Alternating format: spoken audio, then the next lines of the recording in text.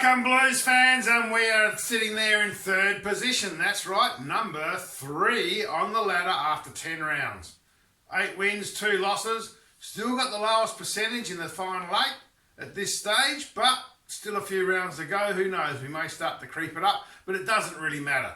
Keep winning games. That's all that matters. As long as you win, you're not worrying about other opportunities that may come up with having to sneak into another position here or there. We've just got to keep ourselves going forward and getting the 4 points after winning a game. And it was a good game against Sydney. Hey, there we are. We put a team that was sitting there having a challenge and having a crack in their place, and it was tight. Curnow stood up, came in, kicked the goals. A great first quarter kept us in the game. They kicked 4 straight. We kicked 3 goals, 5. The second quarter, we got the boost on them. And there we were. We had them 7 goals to 12 goals. And we had the game sort of in the bag from there on in. It was a game of attrition after that, wearing teams down. And it was interesting to see them comment in one of the media reports about the Carlton mosquito fleet. Going back to the days of Cottagio. Those old boys back in the 70s and 80s that I grew up with. That's how ancient I am.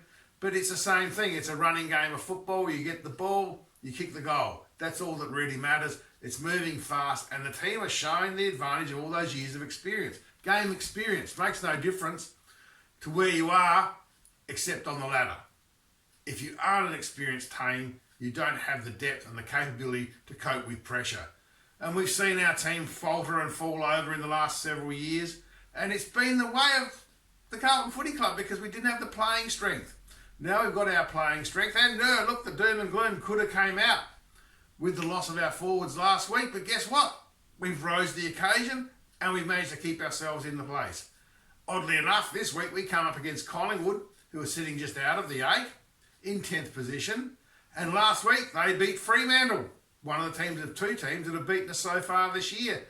So we can't take them lightly, sure, like you shouldn't take any team lightly. It's always better to beat the Pies. There's nothing like beating Collingwood on a game of footy, especially for a Carlton fan.